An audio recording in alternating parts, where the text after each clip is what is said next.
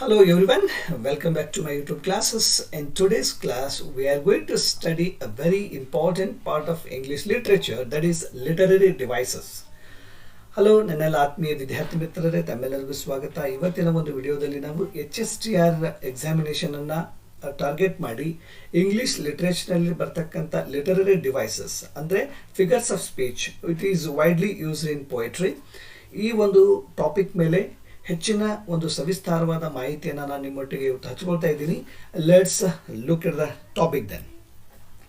Before starting figures of speech, let me tell you, the figures of speech are just as ornaments that decorate the body of a lady and add to her beauty. In the same way, figures of speech add to the beauty of poetry. ಅಂದರೆ ಇಲ್ಲಿ ಹೇಗೆ ಒಬ್ಬ ಮಹಿಳೆ ತನ್ನ ಸೌಂದರ್ಯವನ್ನು ವೃದ್ಧಿಸಿಕೊಳ್ಳಿಕ್ಕೆ, ಅಲಂಕಾರವನ್ನು ಹೆಚ್ಚಿಸಿಕೊಳ್ಳಿಕ್ಕೆ ಆಭರಣಗಳನ್ನು ಧರಿಸ್ತಾಳೆ, ಆಭರಣಗಳನ್ನು ಧರಿಸೋದ್ರ ಮುಖಾಂತರ ತನ್ನ ಸೌಂದರ್ಯವನ್ನು ಹೆಚ್ಚಿಸಿಕೊಳ್ತಾಳೆ, ಅದೇ ರೀತಿ ಇಲ್ಲಿ ಬರಿತಕ್ಕಂಥ ಕವಿಗಳು ತಮ್ಮ ಒಂದು ರೈಟಿಂಗ್ ಅದರಲ್ಲಿ ಬ್ಯೂಟಿಯನ್ನು ಇನ್ಕ್ರೀಸ್ ಮಾಡಲಿಕ್ಕೆ ಈ ಫಿಗರ್ಸ್ ಆಫ್ ಸ್ಪೀಚನ್ನು ಯೂಸ್ ಮಾಡ್ತಾರೆ. ಅಂಥದ್ರಲ್ಲಿ the first one is simile. Then what is simile? A simile is a figures of speech that compares two different things using like or as, sometimes also used as so. ಅಂದರೆ ಎರಡು ಭಿನ್ನವಾದ ವಸ್ತುಗಳು ಅಥವಾ ವ್ಯಕ್ತಿಗಳನ್ನು like ಅಥವಾ as ಅಥವಾ so ಪದಗಳ ಮೂಲಕ ಹೋಲಿಸುವ ಒಂದು ಅಲಂಕಾರಕ್ಕೆ ನಾವು ಸಿಮಿಲಿ ಅಂತ ಕರಿತೀವಿ. Look at the examples. She is as brave as A lion. ಅವಳು ಸಿಂಹದಂತೆ ಧೈರ್ಯಶಾಲಿ ಅಂತ ಹೇಳುವಂಥದ್ದು. ಹಿ ರನ್ಸ್ ಲೈಕ್ ದ ವಿಂಡ್. ಅವನು ಗಾಳಿಯಂತೆ ಓಡುತ್ತಾನೆ ಅಂತ ಅವನ ಓಟವನ್ನು ಗಾಳಿಗೆ ಕಂಪೇರ್ ಮಾಡಿ ಹೇಳುವಂಥದ್ದು. The baby slept like a log. ಮಗು ಮರದ ದಿಮ್ಮಿಯಂತೆ ಗಾಢವಾಗಿ ಮಲಗಿತು ಅನ್ನುವಂಥದ್ದು. Her face shines like the moon. ಅವಳ ಮುಖ ಚಂದ್ರನಂತೆ ಹೊಳೆಯುತ್ತದೆ ಅನ್ನುವಂಥದ್ದು. The lake is as clear as crystal. ಕೆರೆ ಸ್ಫಟಿಕದಂತೆ ಸ್ಪಷ್ಟವಾಗಿ ಇದೆ ಅನ್ನುವಂಥದ್ದು. My brother is as busy as a bee. ನನ್ನ ಜೇನುನೊಣದಂತೆ ತುಂಬ ಕಾರ್ಯನಿರತನಾಗಿದ್ದಾನೆ ಅಂತ ಅವನ ಒಂದು ವರ್ಕ್ ಸ್ಟೈಲ್ ಹೇಳುವಂಥದ್ದು. He fought like a tiger in the battle field or somewhere ಅಂತ. ಅವನು ಹುಲಿಯಂತೆ ಹೋರಾಡಿದನು ಅಂತ, ಅಂದಷ್ಟು ಧೈರ್ಯದಿಂದ ಹೋರಾಡಿದನು ಅಂತ ಹೇಳುವಂಥದ್ದು. The cloth is as soft as silk. ಬಟ್ಟೆ ರೇಷ್ಮೆಯಂತೆ ಮೃದುವಾಗಿದೆ ಅಂತ ಹೇಳುವಂಥದ್ದು. And she sings like a nightingale. ಅವಳು ಕೋಗಿಲೆಯಂತೆ ಹಾಡುತ್ತಾಳೆ, ಅಂದರೆ ಅವಳು ಬಹಳ ಸುಮಧುರವಾಗಿ ಅದ್ಭುತವಾಗಿ ಹಾಡ್ತಾಳೆ ಅಂತ ಹೇಳೋದನ್ನು she sings like a nightingale ಅಂತೇಳಿ ಇಲ್ಲಿ ಕಂಪ್ಯಾರಿಸನ್ ಮಾಡಿ ಹೇಳುವಂಥದ್ದು. And his heart is as pure as gold. ಅವನ ಹೃದಯ ಬಂಗಾರದಂತೆ ಪರಿಶುದ್ಧವಾಗಿದೆ ಅಂತ ಈ ರೀತಿ ಒಂದು ಹೋಲಿಕೆಯನ್ನು ಮಾಡಿ ಹೇಳಲಿಕ್ಕೆ ಆ ಒಂದು ಲಿಟ್ರೇಚರ್ದ ಬ್ಯೂಟಿಯನ್ನು ಹೆಚ್ಚಿಸಲಿಕ್ಕೆ ಫಿಗರ್ಸ್ ಆಫ್ ಸ್ಪೀಚು ಯೂಸ್ ಮಾಡುವಂಥದ್ದು. Let's move on to the one more figures of speech, that is metaphor. Here metaphor is nothing but it's an implied simile, or a metaphor directly compares two different things without using like or as. ಇಲ್ಲಿ like as ಪದಗಳನ್ನು ಉಪಯೋಗಿಸದೆ direct ಆಗಿ ಹೇಳುವಂಥದ್ದು, ಅದಕ್ಕೆ ಇದಕ್ಕೆ implied simile ಅಂತಲೂ ಕರೀತಾರೆ. Let's look at this examples. ಇಲ್ಲಿ ಟೈಮ್ ಈಸ್ ಮನಿ ಅಂದರೆ ಸಮಯವೇ ಹಣ. Time is not like money, time is money ಅನ್ನುವಂಥದ್ದು ಇದು ಮೆಟಾಫರ್ ಆಗುತ್ತೆ. He is a lion in the battle field. Okay, ಯುದ್ಧ ಭೂಮಿಯಲ್ಲಿ ಅವನು ಸಿಂಹದಂತೆ. And the classroom was a zoo. ತರಗತಿಯೇ ಮೃಗಾಲಯವಾಗಿತ್ತು ಅಂತ. Eyes are stars.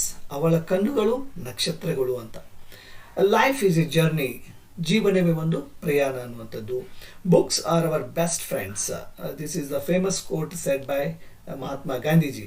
ಪುಸ್ತಕಗಳೇ ನಮ್ಮ ಅತ್ಯುತ್ತಮ ಸ್ನೇಹಿತರು ಅಂತ. The world is a stage. ಜಗತ್ತೇ ಒಂದು ರಂಗಭೂಮಿ ಅಂತ the great William Shakespeare has said this one. His words were daggers. ಅವನ ಮಾತುಗಳು ಒಂದು ಖಡ್ಗಗಳಾಗಿದ್ದವು ಅಂತ ಹೇಳುವಂಥದ್ದು. Knowledge is power has said by Socrates. ಜ್ಞಾನವೇ ಶಕ್ತಿ ಅನ್ನುವಂಥದ್ದು. My teacher is a guiding light. ನನ್ನ ಶಿಕ್ಷಕರು ಮಾರ್ಗದರ್ಶಕ ಬೆಳಕು ಅಂತ. ಓಕೆ, ಇಲ್ಲಿ ಡೈರೆಕ್ಟ್ ಇಂಪ್ಲೈಡ್ ಸಿಂಪ್ಲಿ ಅಂತ ನಾವು ಕರಿತೀವಿ ಇದಕ್ಕೆ. Let's move to the one more figures of speech, that is personification. Personification is also a figures of speech. Here what we do is giving human qualities to animals, objects or ideas. ಅಂದರೆ ಇಲ್ಲಿ ಜಡ ವಸ್ತುಗಳಿಗೆ ಅಥವಾ ಪ್ರಾಣಿಗಳಿಗೆ ಅಥವಾ ಪ್ರಕೃತಿಯ ವಸ್ತುಗಳಿಗೆ ಮಾನವನ ಗುಣಗಳನ್ನು ನೀಡುವಂಥದ್ದು. Look at these examples, you will realise, you will understand. The wind whispered ಅಂತ, ಇಲ್ಲಿ ಗಾಳಿ ಪಿಸುಗುಟ್ಟಿತು ಅಂತ. ಗಾಳಿ ಮಾತಾಡೋದಿಲ್ಲ, ಅದಕ್ಕೆ ಜೀವ ಇಲ್ಲ.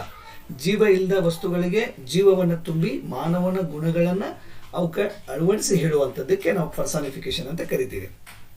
ದ ಸನ್ ಸ್ಮೈಲ್ಡ್, ಓಕೆ, ಸೂರ್ಯನನ್ನು ನೋಡಿ ನಕ್ಕನು ಅಂತ, ಈ ಥರ. ದ ಫ್ಲವರ್ಸ್ ಡ್ಯಾನ್ಸ್ಡ್, ಹೂಗಳನ್ನು ನೃತ್ಯ ಮಾಡಿದವು.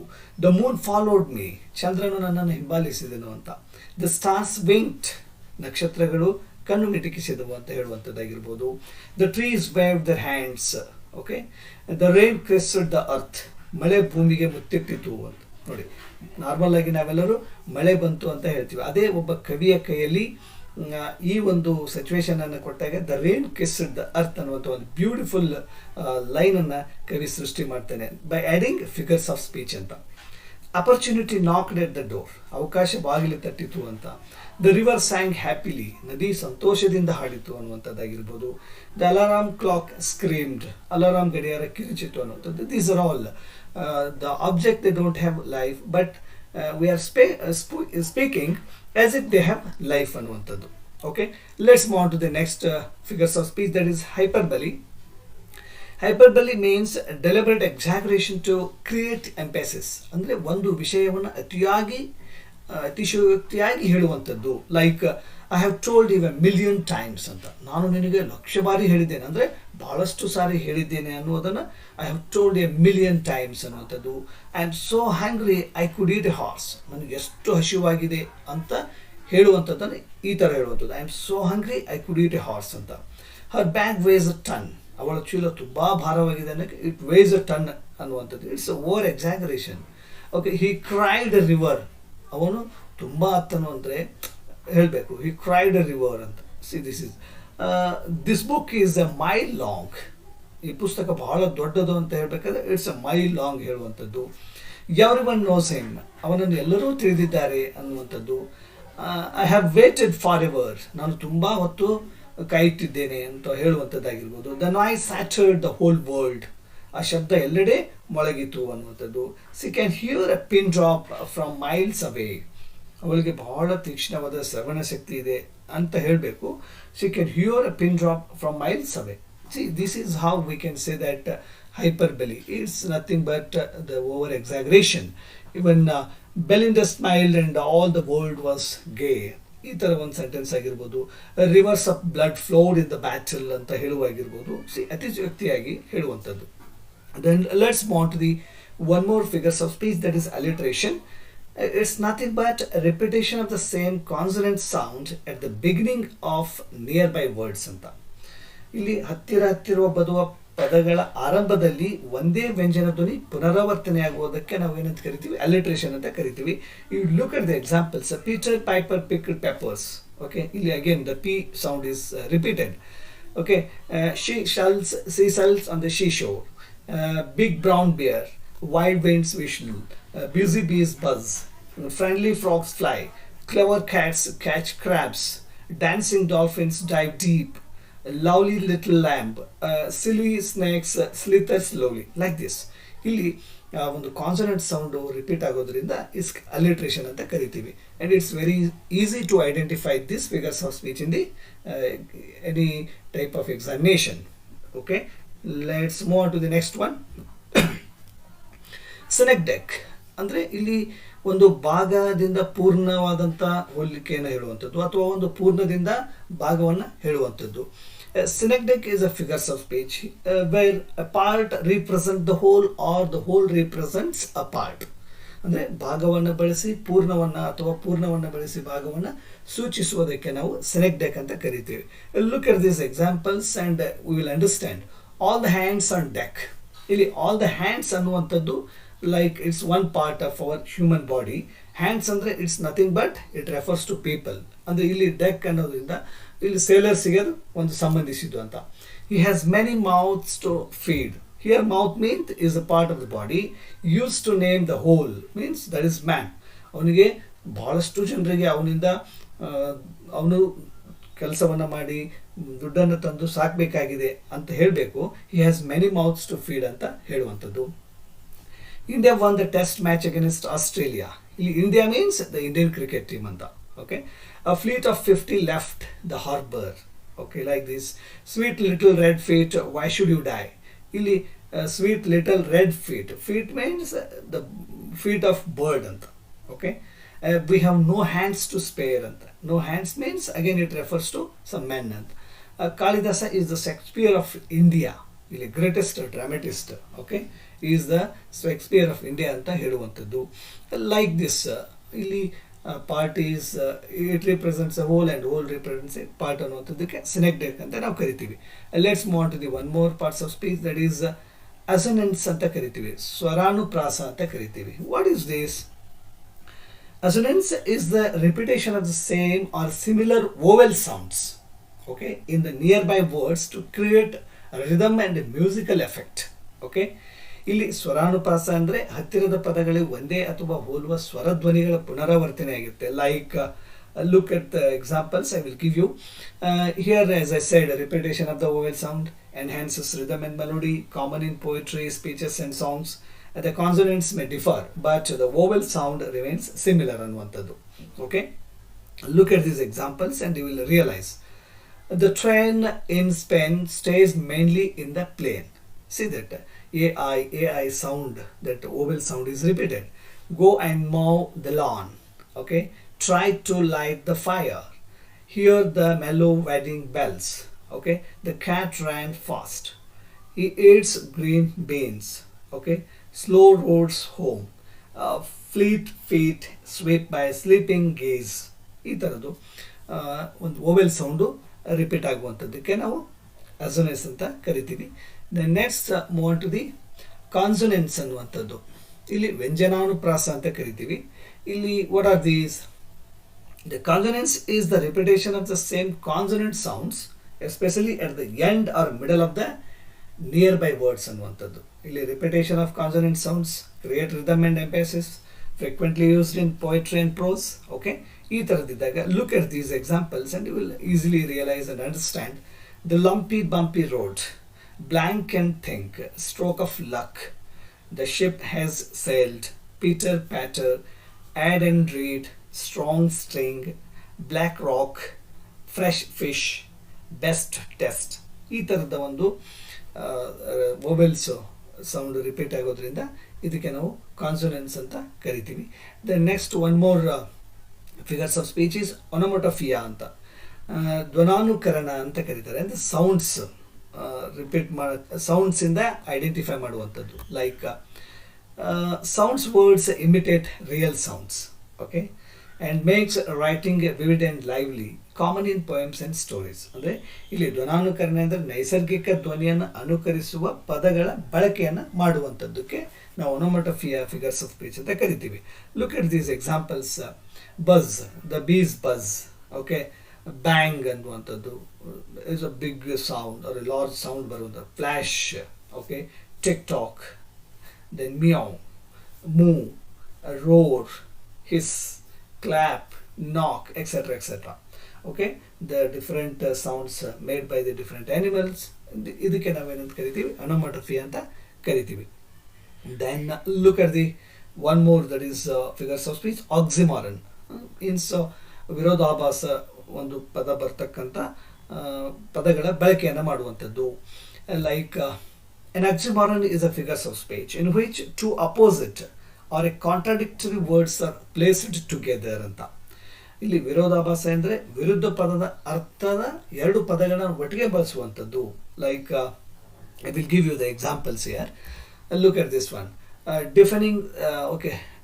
ಡೆಫನಿಂಗ್ ಸೈಲೆನ್ಸ್ ಅನ್ನುವಂಥದ್ದು, ಬಿಟರ್ ಸ್ವೀಟ್ ಅನ್ನುವಂಥದ್ದು, ಲಿವಿಂಗ್ ಡೆಡ್ ಅನ್ನುವಂಥದ್ದು. and then open secret. It's an open secret means ಎಲ್ಲರಿಗೂ ತಿಳಿದಿರುವ ರಹಸ್ಯ ಅಂತಾನೆ ಹೇಳುವಂಥದ್ದು. Open secret again clearly confused, pretty ugly, quite opposite in meaning ಅಂತ. Original copy, then jumbo shrimp, awfully good, alone together. ಈ ಥರದ ಒಂದು ಒಂದೇ ಸೆಂಟೆನ್ಸಲ್ಲಿ ಅಪೋಸಿಟ್ ಮೀನಿಂಗ್ ಬರುವಂಥದ್ದು ಇದ್ದರೆ ಅದಕ್ಕೆ ನಾವು ಆಕ್ಸಿಮೋರನ್ ಅಂತ ಕರಿತೀವಿ. Let's move on to the one more figures of speech that is irony ಅಂತ. ಐರನಿ ಮೀನ್ಸ್ ವ್ಯಂಗ್ಯ ಅಥವಾ ವಿಪರ್ಯಾಸ ಅಂತ ಕರಿತೀವಿ. Then here irony is a figures of speech in which the intended meaning is different from or opposite to the literal meaning. ಅಂದರೆ ಸಾಹಿತ್ಯಿಕ ಅಥವಾ ಗ್ರಾಂಥಿಕ ಅರ್ಥಕ್ಕಿಂತ ಅದರ ಅರ್ಥ ಇನ್ನೊಂದು ರೀತಿ ಬೇರೆನೇ ಆಗಿರುತ್ತೆ ಅಂತ. Like when you look at these examples you will understand. ಇಲ್ಲಿ ವ್ಯಂಗ್ಯ ಅಥವಾ ವಿಪರ್ಯಾಸ ಅಂತ ಹೇಳಿದೆ ಹೇಳಿದ ಅರ್ಥಕ್ಕಿಂತ ವಿರುದ್ಧವಾದ ಅಥವಾ ವಿಭಿನ್ನವಾದ ಅರ್ಥವನ್ನು ಸೂಚಿಸುವ ಅಲಂಕಾರ ಅಂತ ಕರಿತೀವಿ ನಾವು ಇದಕ್ಕೆ. Look at these examples. A traffic police officer gets A speeding ticket ಅಂತ. ಇಲ್ಲಿ ಸಂಚಾರ ಪೊಲೀಸ್ ಅಧಿಕಾರಿಗೆ ವೇಗ ಮೀರಿದ ಕಾರಣ ದಂಡ ಬೀಳುತ್ತದೆ ಅಂತ. She is being a traffic police officer, how can he ride or how can he overtakes the speed limits ಅನ್ನುವಂಥದ್ದಾಗಿರ್ಬೋದು.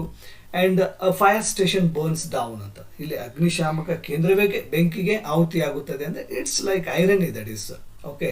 Then a teacher says wonderful after everyone fails the test. ಎಲ್ಲರೂ ಪರೀಕ್ಷೆಯಲ್ಲಿ ಅನುತ್ತೀರ್ಣರಾದ ಬಳಿಕ ಶಿಕ್ಷಕರು ಅದ್ಭುತ ಎನ್ನುತ್ತಾರೆ. Means the teacher it's and failed ಅಂದಂಗೆ ಅಲ್ಲಿ. Okay, this is the irony of the system. And look at this one. The lifeguard needs rescue. ಜೀವ ರಕ್ಷಕನಿಗೆ ರಕ್ಷಣೆ ಬೇಕಾಗುವಂಥದ್ದಾಗಿರ್ಬೋದು. These are the irony examples. And look at this one. The doctor becomes sick. Okay, ವೈದ್ಯರೇ ಅಸ್ವಸ್ಥರಾದರೆ ಅವ್ರಿಗೆ treatment ಕೊಡಬೇಕು. See this is the irony. Then look at this example. A pilot is afraid of heights ಅಂತ. ಒಬ್ಬ ವಿಮಾನ ಚಾಲಕನಿಗೆ ಎತ್ತರದ ಭಯ ಆದರೆ how can he take the flights ಅಂತ. Next one. The police station is robbed. ನೋಡಿ, ಜನರಿಗೆ ರಕ್ಷಣೆ ಕೊಡಬೇಕಾದಂಥ ಪೊಲೀಸ್ ಠಾಣೆಯಲ್ಲೇ ಕಳ್ತನ ಆದರೆ can you imagine will they protect us ಅನ್ನುವಂಥದ್ದು. This is the best example for irony ಅನ್ನುವಂಥದ್ದಾಗಿರ್ಬೋದು. The chef burns the food. ಅತ್ಯುತ್ತಮ ಅಡುಗೆ ಮಾಡುವಂಥ ಒಬ್ಬ ವ್ಯಕ್ತಿನೇ ಆಹಾರನ ಏನು ಮಾಡ್ತಾನೆ, ಸುಡ್ತಾನೆ ಅಂತ. Okay, this is. And swimming coach cannot swim ಅಂತ. ಓಕೆ, ಈಜು ತರಬೇತರಿಗೆ ಈಜೇ ಬರೋದಿಲ್ಲ ಅಂತ. This is irony. And what lovely weather during a heavy storm ಅಂತ. ಭಾರಿ ಮಳೆಯ ನಡುವೆ ಎಷ್ಟು ಚೆನ್ನಾದ ಹವಾಮಾನ ಅನ್ನುವಂಥದ್ದು. Like this. These are the best examples I have taken for irony ಅನ್ನುವಂಥದ್ದು. Let's move on to the one more figures of speech that is antithesis. ಅಂದರೆ ವಿರುದ್ಧ ಕಲ್ಪನೆ ಇರುವಂಥದ್ದು. To opposite ideas in one sentence. ಒಂದೇ ವಾಕ್ಯದಲ್ಲಿ ವಿರುದ್ಧ ಕಲ್ಪನೆಗಳನ್ನು ಬಳಸುವಂಥದ್ದು. ಅದಕ್ಕೆ ನಾವು ಆಂಟಿಥಿಸಿಸ್ ಅಂತ ಕರಿತೀವಿ. Look at these examples. The speech versus the silence maxim. Okay, the speech is silver but silence is gold. ನಾವು ಇದನ್ನು ತುಂಬ ಚಿಕ್ಕವರಿದ್ದಾಗಲೂ ಕೂಡ ಈ ಒಂದು ಪ್ರವರ್ಬ್ ಆಗಿರ್ಬೋದು ಇದನ್ನು ಕೇಳ್ಕೊಂಡು ಬಂದ್ವಿ. ಮಾತು ಬೆಳ್ಳಿ, ಮೌನ ಬಂಗಾರ ಅನ್ನುವಂಥದ್ದು. See this is the speech is silver but silence is gold ಅನ್ನುವಂಥದ್ದು. This classic proverb just exposes two opposing human actions, speech and silence. It parallels them grammatically against two contrasting precious metals like silver and gold, creating a perfectly balanced sentence. ಅಂದರೆ ಇಲ್ಲಿ ಮಾತು ಮತ್ತು ಮೌನ ಎಂಬ ಎರಡು ವಿರುದ್ಧ ಕಲ್ಪನೆಗಳನ್ನು ಬೆಳ್ಳಿ ಹಾಗೂ ಚಿನ್ನಕ್ಕೆ ಒಂದು ಎರಡು ವಿಭಿನ್ನ ಮೌಲ್ಯದ ವಸ್ತುಗಳ ಜೊತೆ ವ್ಯಾಕರಣಬದ್ಧವಾಗಿ ಸಮಾನಾಂತರವಾಗಿ ಒಂದು ಇಡಲಾಗಿದೆ ಅನ್ನುವಂಥದ್ದು. ಓಕೆ, ಇದಕ್ಕೆ ಆಂಟಿಥಿಸಿಸ್ ಅಂತ ಕರಿತೀವಿ. And look one more examples for this. Neil Armstrong's moon landing. Neil Armstrong ಅವರು ಮೂನ್ ಮೇಲೆ ಇಳಿದಾಗ that's one small step for a man, one giant leap for mankind. ಅವನಿಗೆ ಒಂದು ಸಣ್ಣ ಹೆಜ್ಜೆ ಇಟ್ಟಿದ್ದು, ಆದರೆ ಇಡೀ ಮನುಕುಲಕ್ಕೆ ಅದು ಒಂದು ದೊಡ್ಡ ಜಿಗಿತ ಅಂತ ಹೇಳ್ತೀವಿ, ಅಂದರೆ ದೊಡ್ಡ ಸಾಧನೆ ಅಂತ ಹೇಳುವಂಥದ್ದು. Okay, the structural blue print release on two direct pairs of opposites. Small step contrasts with giant leap, while a man, individual, contrasts with mankind, collective noun ಇದು. The balance makes the statement historic and memorable. ಅಂದರೆ ಈ ಐತಿಹಾಸಿಕ ಹೇಳಿಕೆಯಲ್ಲಿ ಎರಡು ಜೋಡಿ ವಿರುದ್ಧ ಕಲ್ಪನೆಗಳಿವೆ ಅಂತ. ಒಂದು ಸಣ್ಣ ಹೆಜ್ಜೆ ಅನ್ನುವಂಥದ್ದು, ಒಂದು ದೊಡ್ಡ ಜಿಗಿತ ಅಂತ ಹೇಳುವಂಥದ್ದು. Okay, like this. To look at one more example. The Alexander Pope philosophical ವರ್ಸಲ್ಲಿ ಹೇಳ್ತಾರೆ, to err is human, to forgive divine ಅಂತ. Okay, means Pope balances two distinct parallel clauses. That the first half addresses the human imperfection. To err means matched with human ಅಂತ. ತಪ್ಪು ಮಾಡೋದು ಮನುಷ್ಯನ ಗುಣ, ಅದನ್ನು forgive ಕ್ಷಮಿಸೋದು ದೇವರ ಗುಣ ಅಂತ ಹೇಳುವಂಥದ್ದು. ದಟ್ಸ್ ವಾಟ್ ಅಲ್ಲಿ ಅಲೆಕ್ಸಾಂಡರ್ ಪೋಪ್ ಅವರ ಒಂದು ಪ್ರಸಿದ್ಧ ಸಾಲಿನಲ್ಲಿ ತಪ್ಪು ಮಾಡುವುದು ಮತ್ತು ಕ್ಷಮಿಸುವುದು ಹಾಗೂ ಮಾನವ ಮತ್ತು ದೈವಿಕ ಎಂಬ ವಿರೋಧಾತ್ಮಕ ಪದಗಳನ್ನು ಮುಖಾಮುಖಿಯಾಗಿ ಮಾಡಿ ಇಲ್ಲಿ ಹೋಲಿಕೆ ಮಾಡಿ ಹೇಳಿದ್ದಾರೆ. To err is human, to forgive is divine ಅಂತ. Okay, then one more example you can take from Charles Dickens opening lines. It was the best of my times and it was the worst of my times ಅಂತ. ಒಬ್ಬ ವ್ಯಕ್ತಿಗೆ ಒಳ್ಳೆಯ ಸಮಯನೂ ಅದೇ, ಕೆಟ್ಟ ಸಮಯನೂ ಅದೇ ಅಂತ ಹೇಳುವಂಥದ್ದು. ಇದು ಒಂದು from A Tale of Two Cities ಅನ್ನುವಂಥದ್ದು ಅವ್ರದ್ದು ಒಂದು ನಾವೆಲ್, ಅದರಲ್ಲಿ ಎಕ್ಸ್ಟ್ರಾಕ್ಟ್ ಮಾಡಿರೋದು. ಇಲ್ಲಿ ಚಾರ್ಲ್ಸ್ ಡಿಕನ್ಸ್ ತನ್ನ ಕಾದಂಬರಿ ಆರಂಭದಲ್ಲಿ ಅತ್ಯಂತ ತೀವ್ರವಾದ ವಿರುದ್ಧ ಪದಗಳಾದ ಅತ್ಯುತ್ತಮ ಕಾಲ ಮತ್ತು ಅತ್ಯಂತ ಕೆಟ್ಟ ಕಾಲ ಅನ್ನುವಂಥದ್ದನ್ನು ಒಂದೇ ರೀತಿಯ ವಾಕ್ಯ ರಚನೆಯಲ್ಲಿ ಬಳಸಿ ಆ ಕಾಲದ ಒಂದು ಸಾಮಾಜಿಕ ಪರಿಸ್ಥಿತಿಯನ್ನು ವಿವರಿಸಿದ್ದಾರೆ. Okay, this is and look at Milton's Lucifer in Paradise Lost ಅನ್ನುವಂಥ ಅದರಲ್ಲಿ ಲೈನ್ ಬರುತ್ತೆ ಒಂದು, better to reign in hell than serve in heaven ಅಂತ. Better to reign in hell, so ಹೆವನ್ನಲ್ಲಿ ಹೋಗಿ ಕೆಲಸ ಮಾಡೋದಕ್ಕಿಂತ ನರಕದಲ್ಲಿ ಇದ್ಕೊಂಡು ಆರಾಮಾಗಿರೋದು ವಾಸಿ ಅಂತ. ಈ ಥರದ್ದು ಒಂದು antithesis. Okay, John Milton creates a powerful psychological profile for Satan by contrasting two states of action, to reign, to rule ಅಂತ. ಓಕೆ, ನರಕದಲ್ಲಿ ಆಡಳಿತ ಮಾಡೋದೇ ಬೆಸ್ಟು, ಸ್ವರ್ಗದಲ್ಲಿ ಹೋಗಿ ಕೆಲಸ ಮಾಡೋದಕ್ಕಿಂತ ನರಕದಲ್ಲೇ ಆಡಳಿತ ಮಾಡೋದು ಚೆನ್ನಾಗಿರುತ್ತೆ ಅನ್ನುವಂಥ ಅರ್ಥದಲ್ಲಿ ಹೇಳಿರುವಂಥದ್ದು ಇದು. Okay, then let's move to the next example, that is general human behaviour observation ಮಾಡಿದ್ಮೇಲೆ ಹೇಳ್ಬೋದು. Man proposes but God disposes ಅಂತ. ಓಕೆ, ನಾವು ಹೇಳ್ತೀವಲ್ಲ, ನಾನು ಅಂದ್ಕೊಂಡಿದ್ದೆ ಒಂದು, ಆಗಿದ್ದೇ ಒಂದು ಅಂತ. Okay, like this a deeply rooted theological antithesis, it sets up human planning and intention. Man proposes the right against divine intervention and final outcomes. Okay, ಇಲ್ಲಿ ನಮ್ಮಲ್ಲಿರ್ತಕ್ಕಂಥ ಮಾನವನ ಆಲೋಚನೆ ಒಂದು ಥರ ಇದ್ದರೆ ದೈವೇಚ್ಛೆ ಮತ್ತೊಂದೇ ಇರುತ್ತೆ. ಅಂದರೆ ಹೇಳ್ತಿರಲ್ಲ, ನಾನೊಂದು ಬಗೆದರೆ ದೈವ ಒಂದು ಬಗೆಯಿತು ಅಂತ, ಆ ಥರ ಒಂದು ಗಾದೆ ಮಾತಿಗೆ ಇದು best example. Man proposes but God disposes ಅನ್ನುವಂಥದ್ದು it's an best example for antithesis ಅನ್ನುವಂಥದ್ದು. ದೆನ್ ಇಮ್ಯಾಜರಿ ನೋಡೋದಾದರೆ ಇದು ಒಂದು ಇನ್ನೊಂದು one more figures of speech, that is ದೃಶ್ಯ ಕಲೆ ಅಂತ. ಇಲ್ಲಿ the language that appeals to the 5 senses. ಇಲ್ಲಿ ನಮ್ಮ ಏನು ಒಂದು 5 ಪಂಚೇಂದ್ರಿಯಗಳಿದ್ದಾವೆ, like eyes, nose, skin, tongue.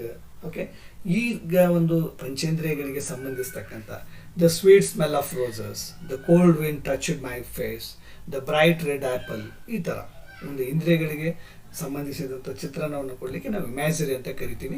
So this is what we can see, we can smell it, we can taste it, we can hear it, we can touch it, we can think ಅನ್ನುವಂಥದ್ದು. So then the imagery, he ran his fingers over the table, feeling the thick fuzzy layer of dust and the cold rough and wood underneath ಅಂತ. ಅಂದರೆ ಇಲ್ಲಿ ಇದು ಚರ್ಮದ ಸ್ಪರ್ಶಕ್ಕೆ ಸಂಬಂಧಿಸಿದ್ದು, ಹಳೆಯ ಮೇಜಿನ ಮೇಲಿರ್ತಕ್ಕಂಥ ದಪ್ಪನ ಧೂಳಿನ ಪದರ ಅಂತ ಏನು ಕರೀತೀವಿ, ಮತ್ತು ಅದರ ಕೆಳಗಿರುವ ತಣ್ಣಗಿನ ಒರಟಾದ ಮರವನ್ನು ಕೈ ಬೆರಳುಗಳಿಂದ ಮುಟ್ಟಿ ತಿಳಿಯುವಂಥ ಒಂದು ಸ್ಪರ್ಶ ಇದು ಕೊಡುತ್ತದೆ. Okay, so as I said, then let's move to the one more figures of speech, that is a paradox ಅನ್ನುವಂಥದ್ದು. ಆಳವಾದ ವಿರೋಧಾಭಾಸದ ಹೇಳಿಕೆಗಳನ್ನು ನಾವು ಪ್ಯಾರಾಡಾಕ್ಸ್ ಅಂತ ಕರಿತೀವಿ. ಇಲ್ಲಿ ನೋಡೋದಾದರೆ, it's a statement that appears self-contradictory, absurd, or logically impossible on the surface, but when examined closely, reveals a striking underlying truth. Okay, unlike an oxymoron, which is just two opposite words side by side, like cold fire, a paradox is an entire thought or situation that challenges our standard logic to deliver a deeper meaning. ಅಂದರೆ ಇಲ್ಲಿ the child is father of the man ಅಂತ ಹೇಳುವಂಥದ್ದು. William Wordsworth he says that, see, logically impossible on the surface of, because an adult man cannot be fathered by a child. However, the psychological truth is that a person's childhood experiences and habits completely shape and give birth to the character of the adult they become. ಅಂದರೆ ಕಾಲಾನುಕ್ರಮದಲ್ಲಿ ಮಗು ಒಬ್ಬ ವಯಸ್ಕ ಮನುಷ್ಯನಿಗೆ ತಂದೆ ಆಗಲಿಕ್ಕೆ ಸಾಧ್ಯ ಇಲ್ಲ, ಆದರೆ ಮೇಲ್ನೋಟದ ಒಂದು ವಿರೋಧಾಭಾಸ ಅಂದರೆ ಬಾಲ್ಯದ ಸಂಸ್ಕಾರ ಮತ್ತು ಅನುಭವಗಳೇ ಮುಂದೊಂದು ದಿನ ಆ ಮನುಷ್ಯನ ವ್ಯಕ್ತಿತ್ವವನ್ನು ರೂಪಿಸ್ತವೆ ಎಂಬುದು ಈ ಒಂದು ಹೇಳಿಕೆಯಿಂದಿರುವ ಒಂದು ನಿಜವಾದ ಸತ್ಯ ಅಂತ ಹೇಳುವಂಥದ್ದು ಪ್ಯಾರಾಡಾಕ್ಸ್ ಅಂತಂದರೆ. Okay, then one more example ನೋಡೋದಾದರೆ, I must be cruel only to be kind ಅಂತ. ಶೇಕ್ಸ್ಪಿಯರ್ಸ್ ಹ್ಯಾಮ್ಲೆಟಲ್ಲಿ ಬರುವಂಥ ಒಂದು ಲೈನು. ಇಲ್ಲಿ see, cruelty and kindness are polar opposites. Hamlet means that he must perform a harsh, painful action now. Okay, then to save her from much worse moral decay in the long run. ಇಲ್ಲಿ ಯಾರಿಗಾದರೂ ದಯೆ ತೋರಲು ಕ್ರೂರಿಯಾಗಬೇಕು ಅಂತ ಎಂಬುದು ಒಂದು ತರ್ಕಕ್ಕೆ ವಿರುದ್ಧವಾದಂಥದ್ದು. ಆದರೆ ಭವಿಷ್ಯದಲ್ಲಿ ದೊಡ್ಡ ಅನಾಹುತವನ್ನು ತಪ್ಪಿಸಲು ಸದ್ಯಕ್ಕೆ ಕಠಿಣವಾದ ನಿರ್ಧಾರ ಅಥವಾ ಕ್ರಿಯೆಯನ್ನು ಮಾಡಲೇಬೇಕಾದಂಥ ಪರಿಸ್ಥಿತಿ ಬರುತ್ತೆ ಜೀವನದಲ್ಲಿ ಬಹಳಷ್ಟು ಸಾರಿ. ಅಂಥ ಒಂದು ಸಂದರ್ಭದಲ್ಲಿ ಈ ಒಂದು ಪ್ಯಾರಾಡಾಕ್ಸ್ಗೆ ಎಕ್ಸಾಂಪಲ್ ಅಂತ ಹೇಳ್ಬೋದು. ನೆಕ್ಸ್ಟ್ ಒನ್, ಇಗ್ನೋರೆನ್ಸ್ ಆ್ಯಂಡ್ ನಾಲೆಜಿಗೆ ಅಗೇನ್ ಪ್ಯಾರಾಡಾಕ್ಸಿಗೆ ಎಕ್ಸಾಂಪಲ್ ನೋಡಿದ್ರೆ, I know one thing that I know nothing ಅಂತ ಸಾಕ್ರೆಟಿಸ್ ಹೇಳ್ತಾರೆ. I know one thing that I know nothing. Okay, like if you truly know nothing, you cannot logically claim to know that fact either. The philosophical truth is that absolute wisdom begins when a person realizes and accepts the vast limits of their own knowledge. ಅಂದರೆ ತತ್ವಜ್ಞಾನಿ ಸಾಕ್ರೆಟಿಸನ ಈ ಹೇಳಿಕೆಯ ತರ್ಕಕ್ಕೆ ನಿಲುಕದ್ದು ಅಂದರೆ ನನಗೆ ಏನೂ ತಿಳಿದಿಲ್ಲ ಎಂದು ತಿಳಿದಿದೆ ಎನ್ನುವುದೇ ಒಂದು ಜ್ಞಾನ. ಎಲ್ಲ ಗೊತ್ತಿದ್ರೂ ನನಗೇನು ಗೊತ್ತಿಲ್ಲ ಅನ್ನುವಂಥದ್ದು ಅಂತ ಅರ್ಥ. ಒಬ್ಬ ಮನುಷ್ಯ ತನಗೆಲ್ಲವೂ ತಿಳಿದಿದೆ ಎಂಬ ಅಹಂಕಾರ ಬಿಟ್ಟು ತನ್ನ ಮಿತಿಯನ್ನು ಅರಿತುಕೊಂಡಾಗ ಮಾತ್ರ ನಿಜವಾದ ಜ್ಞಾನೋದಯವಾಗುತ್ತದೆ ಎಂದು ಇದು ಹೇಳ್ತಾರೆ. ಅದಕ್ಕೆ ಹೇಳ್ತಾರೆ ನೋಡಿ, an empty what you call the empty vessel makes more noise ಅಂತ. ಅಲ್ಪಜ್ಞಾನಿ ಮಹಾಗರ್ವಿ ಅಂತ ಇರ್ತಾನೆ. ಓಕೆ, ಅದಕ್ಕೆ ತುಂಬಿದ ಕೊಡ ತುಳ್ಕೋದಿಲ್ಲ ಅನ್ನೋ ಅರ್ಥದಲ್ಲಿ ಈ ಒಂದು ಪ್ಯಾರಾಡಾಕ್ಸಿಗೆ ಎಕ್ಸಾಂಪಲ್ ಇದು. ದ ನೆಕ್ಸ್ಟ್ ಒನ್, ಅದನ್ನೇ ಪ್ಯಾರಾಡಾಕ್ಸ್ ಕಂಟಿನ್ಯೂ ಮಾಡ್ತಾ, cowards die many times before their deaths ಅಂತ. Okay, the valiant never taste of death but once. Again Shakespeare's Julius ಸೀಸರಲ್ಲಿ ಒಂದು ಡ್ರಾಮಾದಲ್ಲಿ ಪ್ಲೇನಲ್ಲಿ ಬರ್ತಕ್ಕಂಥ ಒಂದು ಸೆಂಟೆನ್ಸ್ ಇದು. ಅಂದರೆ ಇಲ್ಲಿ biologically a human being can only die once.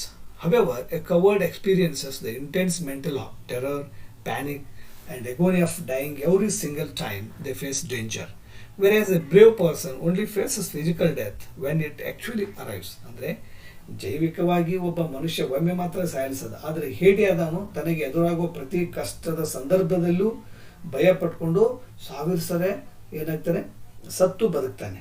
ಆದರೆ ಶೂರ್ನಾದವನು ನಿಜವಾದ ಸಾವು ಬಂದಾಗ ಮಾತ್ರ ಒಮ್ಮೆ ಸಾಯುತ್ತಾನೆ ಎಂಬ ಒಂದು ಸತ್ಯ ಹೇಳುವಂಥದ್ದು. ನಾವು ಹೇಳ್ತೀವಿ ನಮ್ಮ ಒಂದು ದಿನನಿತ್ಯದಲ್ಲಿ ಅವನು ಎಷ್ಟು ಅಂಜಬೇಕು, ಏನಾದರೂ ಆ ಕೆಲಸವನ್ನು ಮಾಡಿದರೆ ಅದೇನು ಸತ್ತು ಹೋಗ್ತೀಯಾ ಅನ್ನೋ ಅರ್ಥದಲ್ಲಿ ಹೇಳುವಂಥದ್ದು. Okay, then let's move on to the next one. You have to spend money to make money ಅಂತ. ನೀನು ಹಣವನ್ನು ಮಾಡಬೇಕಾದ್ರೆ ಹಣವನ್ನು ಖರ್ಚು ಮಾಡೋದನ್ನು ಕಲಿಬೇಕು ಅಂತ. ಅಂದರೆ ಇದು ಪ್ಯಾರಾಡಾಕ್ಸಿಗೆ ಒಂದು ಎಕ್ಸಾಂಪಲ್.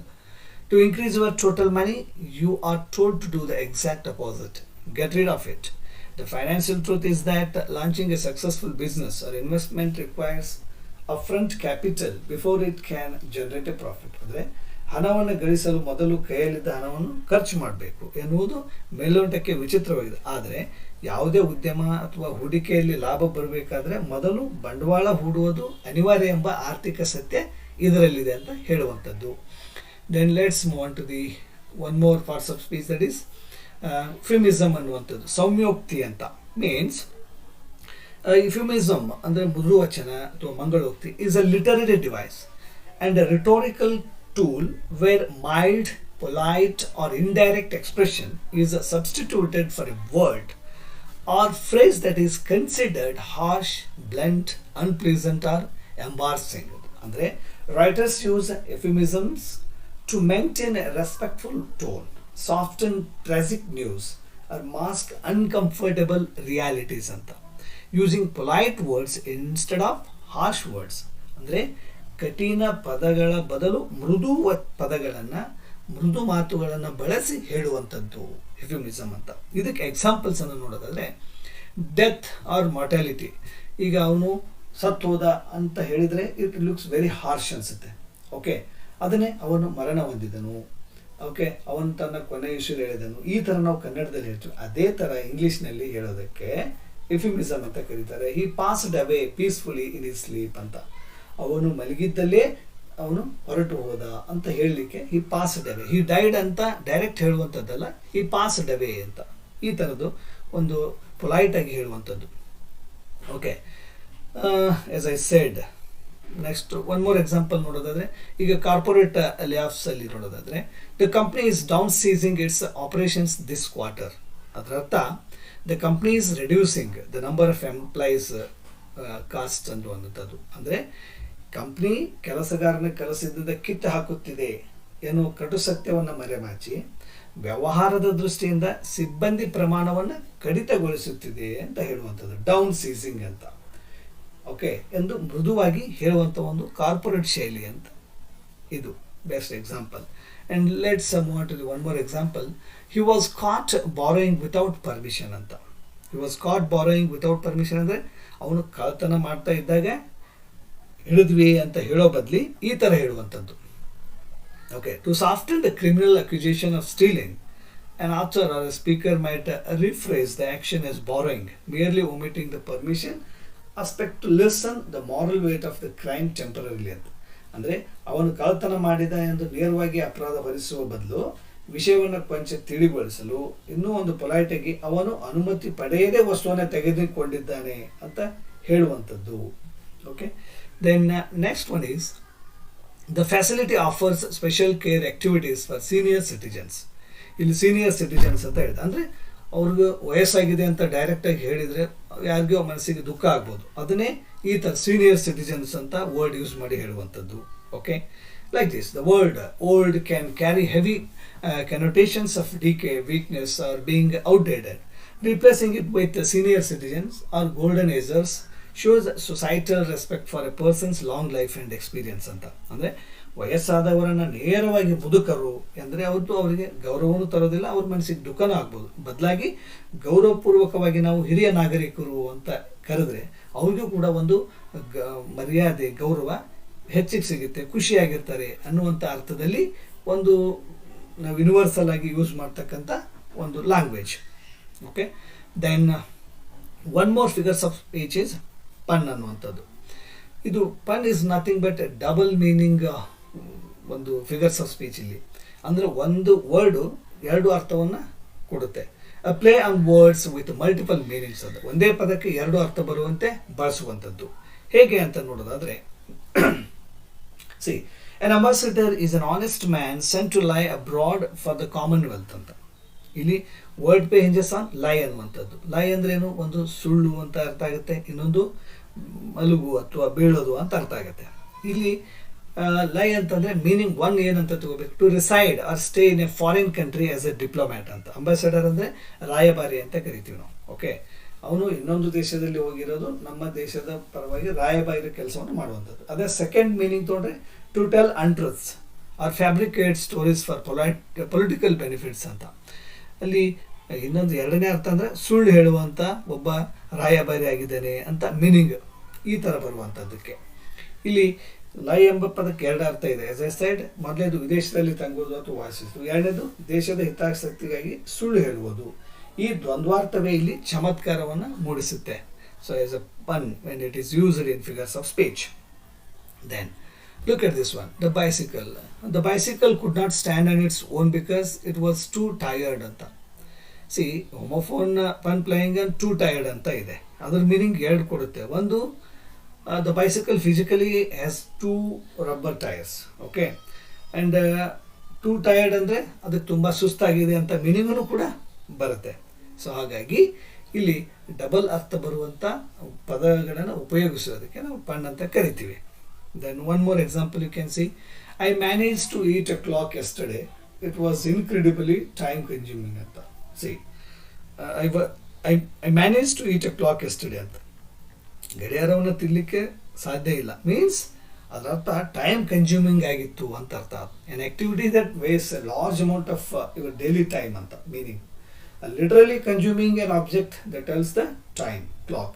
Okay, ಸಾಮಾನ್ಯವಾಗಿ ನಾವು ಟೈಮ್ ಕನ್ಸ್ಯೂಮಿಂಗ್ ಅಂದರೆ ತುಂಬ ಸಮಯ ತೆಗೆದುಕೊಳ್ಳುವ ಕೆಲಸ ಎಂದರ್ಥ. ಆದರೆ ಇಲ್ಲಿ ಕವಿ ನಿಜವಾಗ್ಲೂ ಸಮಯ ತೋರಿಸುವ ಗಡಿಯಾರವನ್ನೇ ತಿಂದಿರುವುದರಿಂದ ಓಕೆ, ಅದು ಅಕ್ಷರಶಃ ಸಮಯವನ್ನು ತಿಂದಂತೆ ಆಯಿತು ಅಂತ ಒಂದು ಚಮತ್ಕಾರವಾಗಿ ವಿಭಿನ್ನ ಅರ್ಥ ಬರುವಂತೆ ಉಪಯೋಗಿಸುವಂಥದ್ದು.